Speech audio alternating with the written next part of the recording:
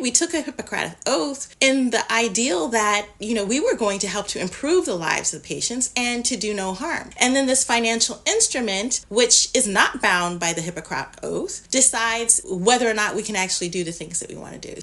911, what's your emergency? America's healthcare system is broken and people are dying. Welcome to Code WACK, where we shine a light on America's callous healthcare system, how it hurts us, and what we can do about it. I'm your host, Brenda Gazar.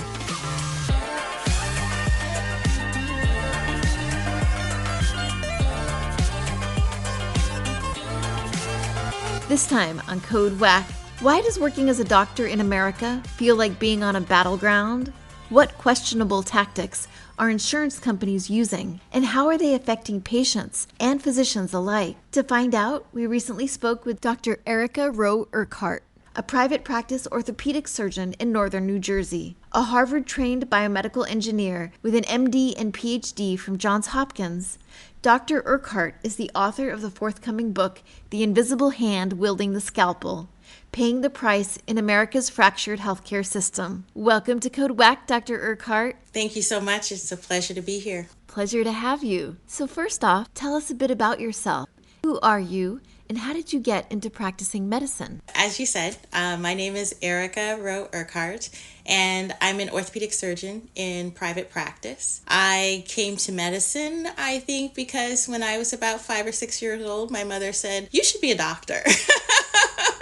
And then, as things go, as I started exploring what I was interested in and pursuing my studies, I was a very serious student on the nerdy side. I found that I had an aptitude for science, but I also had a very strong moral compass. And I think the combination really lent itself to practicing medicine and taking care of patients. Okay, so you've described how the intersection of healthcare and insurance is like a battleground today, where medical providers are stressed and overburdened. What can you tell us about that? I think first we have to explore, what is the doctor-patient relationship, right? Generally speaking, patients come to us and either they need routine maintenance care or they need help with a specific problem that has just popped up. And then we've got this third party in this relationship, which is the financial arm, right? The insurer. And what we're finding more and more in our practice, especially over the last 15 years, is that third party has really begun to dictate what's happening in the doctor-patient relationship. Because at the end of the day, finances do dictate. Dictate all. We can't care for patients if we can't pay our electric bill, right? And patients certainly can't recover if they can't afford to get the MRI that's been ordered or to have surgery because they've had a denial. So that third party has become a really significant player in the doctor-patient relationship. And so tell us a little bit about the kind of financial and administrative pressures doctors like you are facing in practice.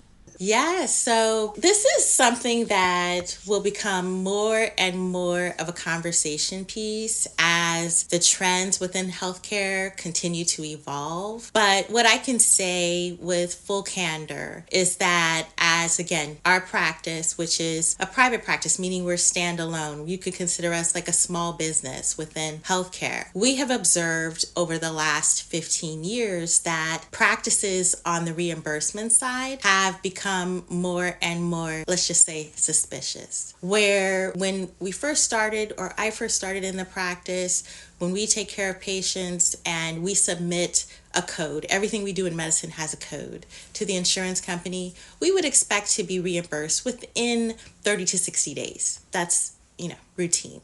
So whatever we do in medicine, generally we do the work and then we get paid on the back end. It's not like having your plumber come into your home and you pay them on the spot. They put in a new faucet, they get paid at that time. That generally doesn't happen in medicine.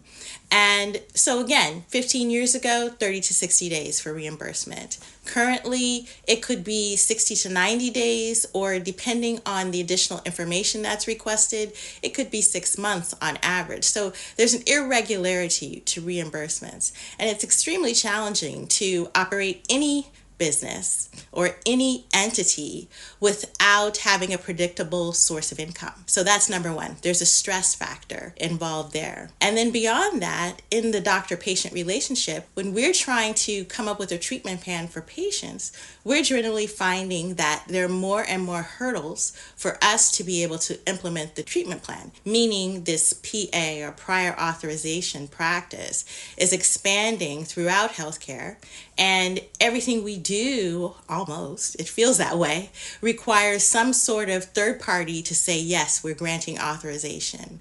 And the relationship that occurs or transpires in that interaction sometimes will get the negative, right? The no. And the entity on the other side, whomever is representing the insurance company, they will tell us frequently, it's not that we're denying the patient care, so please don't say it's a denial. Actually, we're just saying we're not going to pay. Which is often the same thing, because many people can't afford to pay for treatment. Correct. Or they're paying their premium, so that's a significant financial investment. Then they're paying their deductibles.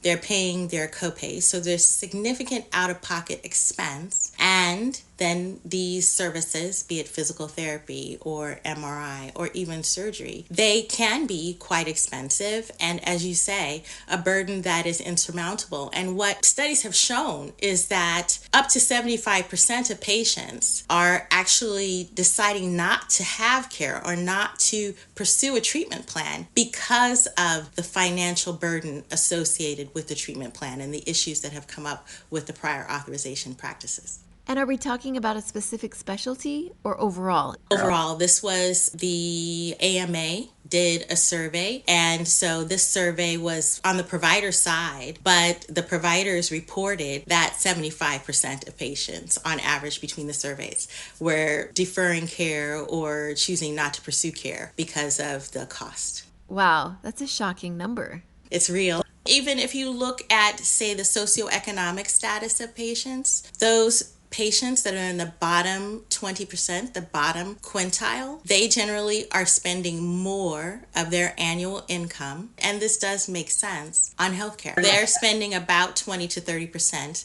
of their income, annual income, on healthcare. And that's not insignificant. Think about that. You know, that's rent money, food money. Oh my goodness. That's a heavy burden to carry. So you mentioned denied claims. Did you also want to say anything about outdated technology or any other daily challenges you face as a result of this third-party interference? Yes, so that's quite interesting because we're living in an age where in certain sectors, you can have a transaction and interaction and it takes minutes, right? And information can be retrieved within minutes.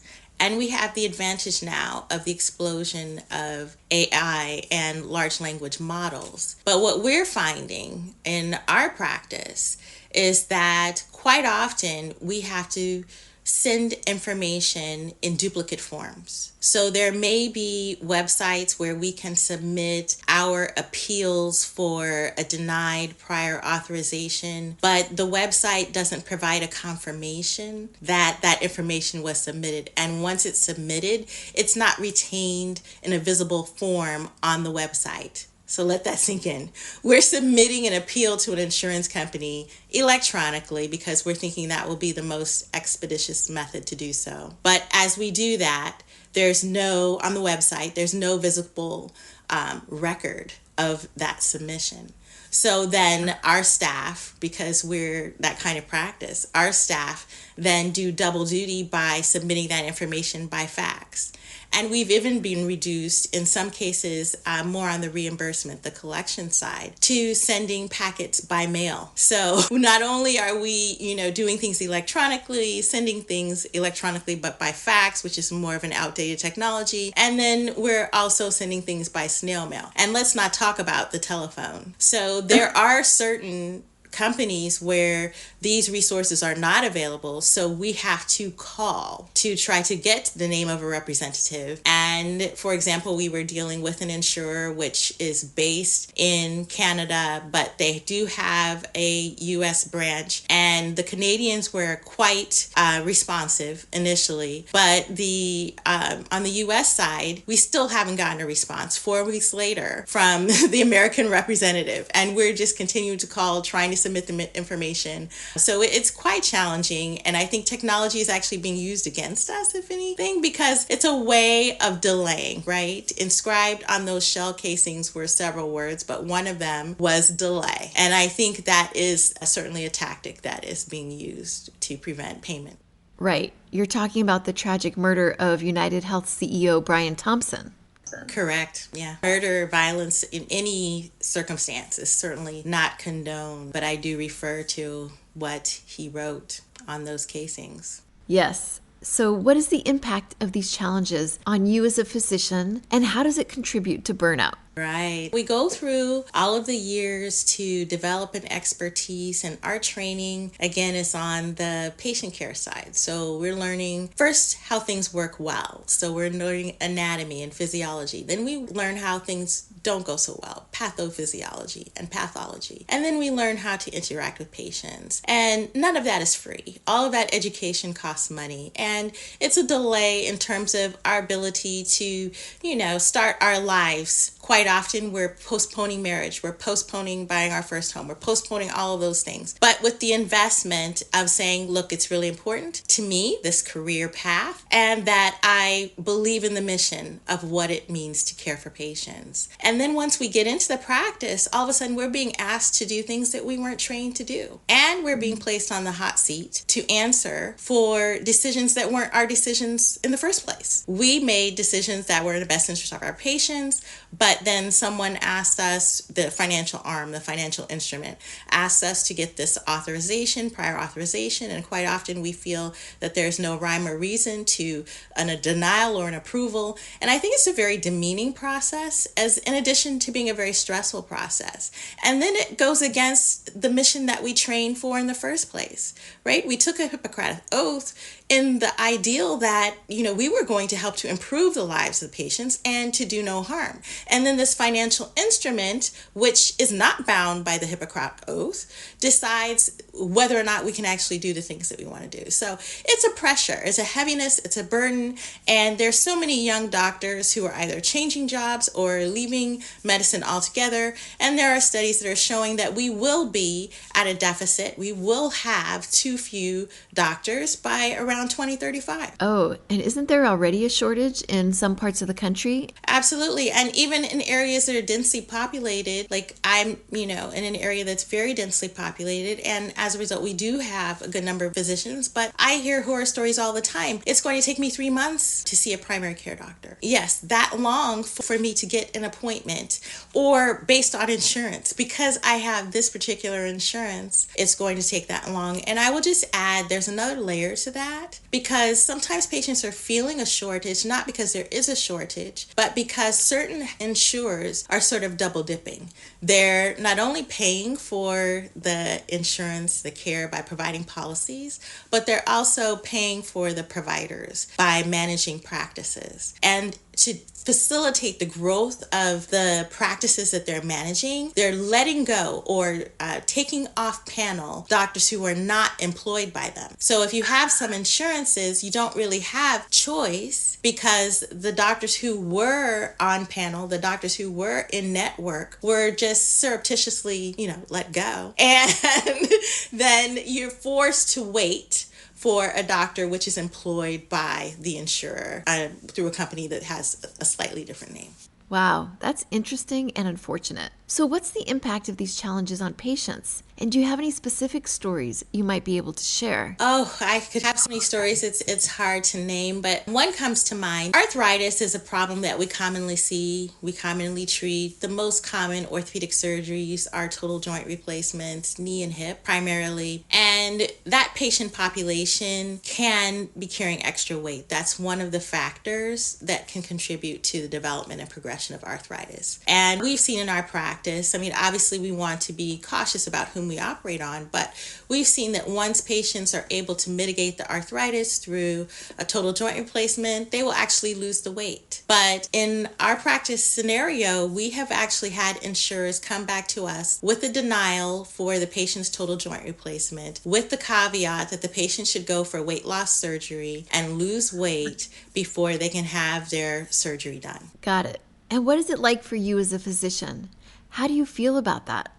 Well, obviously we don't feel great because we know that the treatment that we would offer with the joint replacement could facilitate the weight loss. And it also makes you think that there's some sort of discrimination at play there against patients who are carrying extra weight. And why should a patient be forced to do a weight loss surgery that they may not have been considering, right? In order to take care of a problem in a different, system.